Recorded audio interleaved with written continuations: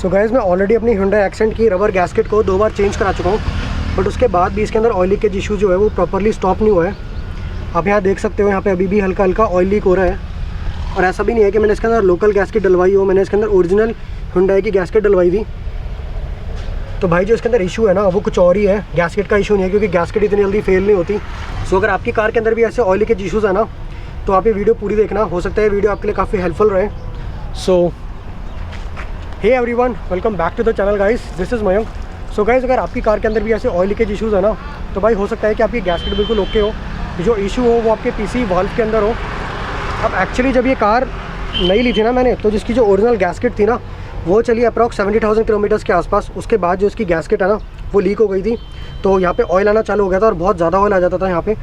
तो मैं इसको अपने मैकेनिक के पास लेके गया और मैंने उससे पूछा कि क्या दिक्कत हो सकती है। तो उसने बोला कि जो इसकी जो गैस्केट की जो रबर होती है ना वो कुछ टाइम बाद चलने से हीट से क्रैक हो जाती है, जिसके जैसे हार्ड होकर क्रैक हो जाती है और वहाँ से ना ऑयल लीकेज होना चालू हो जाता है। तो अगर आप ये गैस्केट चेंज कर देते हो ना तो ये इशू सॉल्व हो जाएगा। सो भाई मैंने Hyundai की ओरिजिनल गैस्केट खरीदी, जो कि मेरे को पड़ी अप्रॉक्स 1360 रुपये के आसपास, 1360 रुपीज़ के आसपास। तो वो मैंने इसके अंदर डलवाई। उसके बावजूद भी ना जब मैंने 1-1.5 महीने बाद दोबारा बोनट खोल के चेक किया तो फिर से यहाँ पे बहुत सारा ऑयल आ गया था। तो मैं दोबारा अपने मैकेनिक के पास लेके गया, मैंने बोला भाई इशू तो अभी भी वही हो रहा है, ऑयल अभी भी लीक हो रहा है। तो उसने खोल खाल के देखा, उसने बोला भैया हो सकता है कि ये प्रॉपर सील ना हो पाई हो, तो हम इसको खोल के दोबारा एक बार लगा के देख लेते हैं। तो जब उसने इसको टैपेट कवर को खोला ना, तो भाई वो निकालने में जो रबड़ है ना वो क्रैक हो गई। तो मेरे को दोबारा से नई गैस्केट खरीदनी पड़ी Hyundai की। साले का खोपड़ी तोड़ साले का, मेरा तोड़। अरे उसके साथ साथ भाई इस बार मैंने उनको ये बोल दिया था कि भाई इस बार ना जो पीसी वाल्व है ना उसको भी आप खोल के एक बार साफ़ कर देना, क्योंकि हो सकता है कि वो ख़राब हो गया हो या वो उसके अंदर कोई गंदगी आ गई हो। तो इस बार उन्होंने उसको भी ना थ्रॉटल बॉडी क्लीनर से साफ़ करके लगा दिया गाड़ी के अंदर।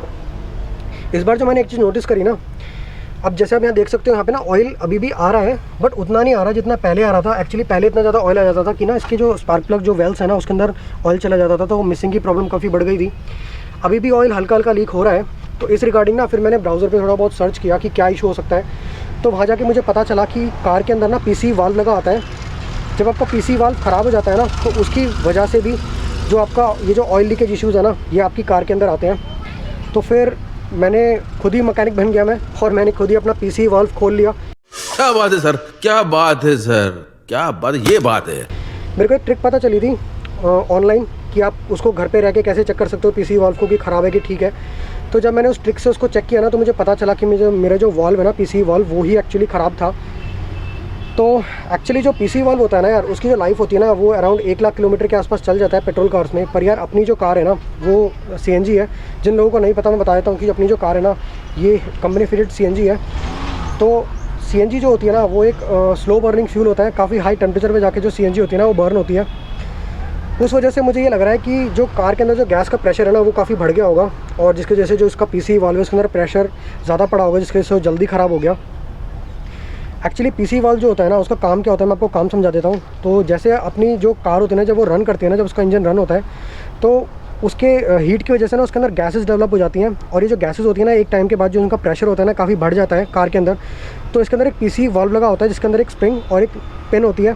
तो जैसे ही गैस का प्रेशर बहुत ज़्यादा बढ़ जाता है ना, तो ये जो पिन है ना आपके पीसी वाल्व की वो अनलॉक हो जाती है, जिसकी मदद से वो जो गैस का प्रेशर है ना वो रिलीज़ हो जाता है। तो आपके जो इंजन ब्लॉक है ना उसके अंदर ज़्यादा जोर नहीं पड़ता।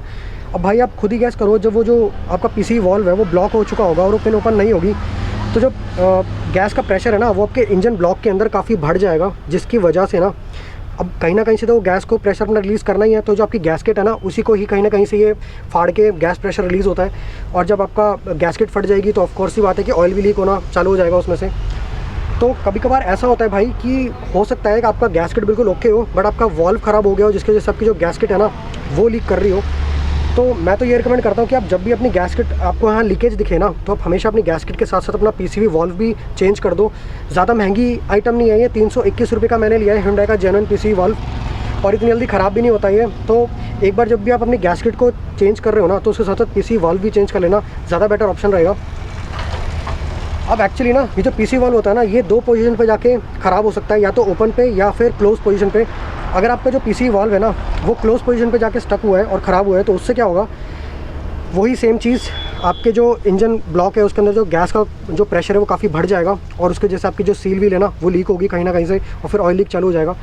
अगर यही पीसीवी वाल्व ओपन पोजीशन पे जाके स्टक हो जाता है तो उससे क्या इशू होएगा, जो आपका जो ऑयल कंजम्पशन है ना कार का वो बढ़ जाएगा, क्योंकि जो गैस है ना उसके साथ साथ ऑयल भी आपकी कार के अंदर जाना चालू हो जाएगा, जिसकी वजह से ऑयल बर्निंग इश्यूज़ आने चालू हो जाएंगे। साथ साथ मिसिंग की भी प्रॉब्लम आएगी, मिस फायर करेगी, आपको थोड़ी जर्की लगेगी अपनी कार। तो दोनों ही इसमें प्रॉब्लम ही है आपकी कार के अंदर। तो भाई छोटी सी आइटम है, इसको चेंज कर लिया करो, ज़्यादा बेटर ऑप्शन है। अब मैं आपको ये बताता हूँ कि इसकी लोकेशन कहाँ होती है। तो यूजुअली जो उसकी लोकेशन होती है ना वो आपका जो टैपेट कवर होता है ना या फिर जो आपका वाल्व कवर है उसके ऊपर होती है। जो भी आपका इंजन ब्लॉक है ना सबसे टॉप मोस्ट पोर्शन पे होगा। जैसे मेरे केस में मेरे पास Hyundai Accent है, Hyundai Accent के केस में ये लगा हुआ है यहाँ पे, ये है अपना पीसीवी वाल्व। अब इसको खोलने के लिए ना आपको कुछ नहीं करना, आपको बस एक प्लास लेना है और आप ये देख रहे हो इसके पीछे ये एक क्लिप है। आपको इस क्लिप को ऐसे पकड़ के इसको पीछे की तरफ थोड़ा सा ऐसे पुश करोगे तो ये क्लिप पीछे हो गई। और उसके बाद इसके अंदर बस एक पाइप होती है जो आपको ऐसे पकड़ के निकाल लेनी है। सो ये देखो यार मैंने पाइप निकाल ली और उसके बाद ये मैंने इसका फॉर्म भी निकाल लिया। तो ये है यार अपना पीसीवी वाल्व Hyundai Accent का। अब इसको खोलने के लिए मेरे केस में एक 15 नंबर की चाबी लगेगी। तो अब आपको इसको ऐसे करके खोल लेना है। अब मैं एक बार इसको खोल लेता हूँ, उसके बाद मैं आपको टेस्ट करके बताऊँगा कि आपको इसको चेक कैसे करना है कि ये ख़राब है कि ठीक है। सो गाइज़ ये है अपना पीसीवी वाल्व जो अपनी कार के अंदर से निकला है। ये नॉन रिटर्न वाल्व होता है, मतलब ये वन वे वाल्व होता है। ये जो अपना थ्रेड वाला पोर्शन है ना ये इसका हेड पे लगा रहता है, तो ये इसका इन पोर्शन है और ये वाला इसका आउट पोर्शन है। हवा सिर्फ यहाँ से यहाँ फ़्लो होनी चाहिए। अगर आप यहाँ से हवा ब्लो करने की कोशिश करोगे ना तो ऐसे हवा पास नहीं होनी चाहिए। और ये अपना ओरिजिनल पीसीवी वाल्व है जो मैंने नया ख़रीदा है। ये देख सकते हो Hyundai जेन्युइन पार्ट है ये। और ये मेरे को पड़ा है 321 रुपीज़ का और ये फरवरी 2022 की मैन्युफैक्चरिंग है, तो ये लेटेस्ट है। सो इसको चेक करने के लिए आपको क्या करना है, सबसे पहले तो इसके अंदर रैटलिंग नॉइस आती है जब आप इसको शेक करते हो। ये देख रहे हो ये रैटलिंग नॉइस आ रही है, इसमें से काफ़ी कम आ रही है। वहीं ये नए वाले में से ज़्यादा अच्छी रैटलिंग नॉइस आ रही है।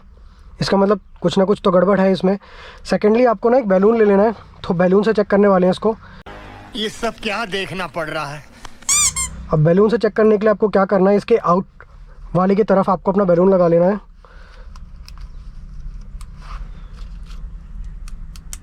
सो ये जो बैलून है ये मैंने इसके आउट पोर्शन की तरफ लगा लिया है, ये अपना इन था। अब मैं क्या करूँगा, मैं यहाँ से ना इसके अंदर एयर ब्लो करूँगा, यहाँ से यहाँ हवा पास होनी चाहिए इजीली। बट बैलून में जब हवा फिल हो जाएगी ना तो वो रिटर्न यहाँ से हवा निकलनी नहीं चाहिए। अगर निकल रही है इसका मतलब अपना वाल्व ख़राब है। तो अब हवा ब्लो करके देखते हैं इसमें।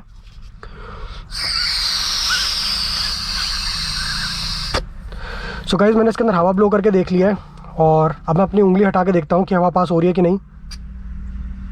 सो गाइस आप देख रहे हो जब मैं इसको ऐसे ऐसे कर रहा हूँ तो इसके अंदर से धीरे धीरे करके हवा निकल रही है। ये देखिए आवाज़ भी आ रही है इसके अंदर से। ये देखिए आप आवाज़ सुन पा रहे होंगे, जबकि इसके अंदर से बिल्कुल भी हवा लीक नहीं होनी चाहिए। ये देखिए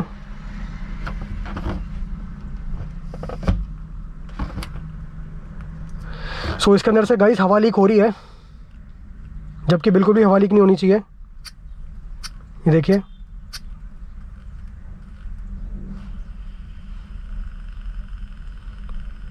आई होप आप आवाज़ सुन पा रहे होंगे।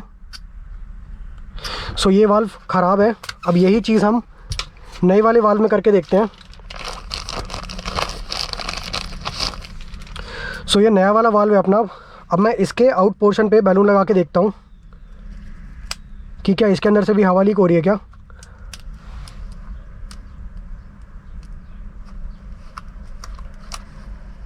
$2,000 years later. One eternity later. So guys balloon मैंने अपना इसके आउट पोर्शन पे लगा लिया है। अब मैं इसके अंदर भी हवा ब्लो करके देखूंगा।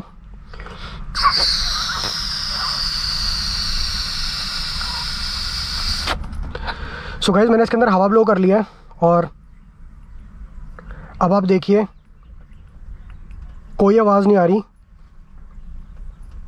और बिल्कुल भी हवा लीक नहीं हो रही इसके अंदर से, जबकि उसके अंदर से कुछ आवाज़ सी आ रही थी हवा लीक होने की, और बहुत धीरे धीरे माइन्यूट सी आवाज़ आ रही थी। सो ये जो अपना वाल्व है ये बिल्कुल ओके है। सो गाइस अब इसको इंस्टॉल कर लेते हैं अपनी कार के अंदर। तो ये वाला जो पोर्शन है ना, थ्रेड वाला पोर्शन है, ये आपका हेड की तरफ रहेगा और ये वाला पोर्शन आपका पाइप की तरफ रहेगा। तो एक हाथ से इंस्टॉल करने में थोड़ी दिक्कत हो रही है।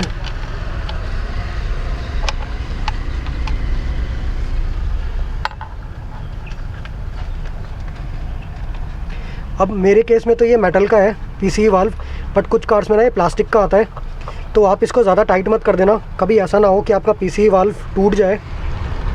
सो अब यार इसको एक बार इंस्टॉल कर लेता हूँ, उसके बाद आगे की वीडियो कंटिन्यू करते हैं। सो गाइस फाइनली मैंने अपनी कार के अंदर अपना पीसीई वाल्व इंस्टॉल कर लिया है और स्पार्क प्लग केबल वगैरह भी लगा ली है।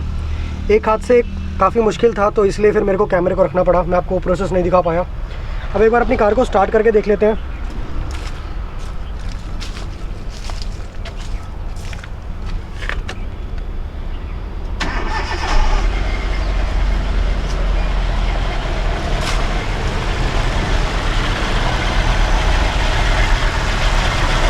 तो यार अपनी कार एकदम मस्त स्टार्ट हो गई है और आइडलिंग वाइब्रेशंस वगैरह जो है ना वो भी मेरे को थोड़ी सी कम लग रही हैं। सो गाइस देखा आपने, वैसे तो वो एक छोटा सा पार्ट था पीसी वाल्व, पर उसकी वजह से कितनी बड़ी बड़ी मेजर प्रॉब्लम्स आ सकती हैं आपकी कार के अंदर, जैसे कि आपकी ऑयल सील ख़राब हो सकती है, ऑयल लीक हो सकता है, आइडलिंग प्रॉब्लम हो सकती है, जर्की लग सकती है आपको कार, आपकी इंजन मिसफायर कर सकता है, माइलेज इश्यूज़ आ सकते हैं। सो भाई ये एक छोटी सी चीज़ इतनी बड़ी बड़ी प्रॉब्लम्स आपकी कार के अंदर ला सकती है। वैसे तो मैकेनिक्स को ये चीज़ पता होनी चाहिए, पर भाई पता नहीं, उनका बस ध्यान गैसकिट की तरफ ही जाता है। अब इतनी बार तो गैसकिट ख़राब नहीं हो सकती ना, तो इसलिए फिर मेरा डाउट पीसी वाल्व की तरफ गया। तो होपफुली अब मेरी कार में ये इशू नहीं आएगा ऑयल लीक का। सो आज की वीडियो अगर आपको इन्फॉर्मेशन लगी हो तो लाइक करो यार वीडियो को। मिलते हैं यार फिर ऐसी किसी नेक्स्ट वीडियो में, तब तक ले गाइस टेक केयर एंड सी या।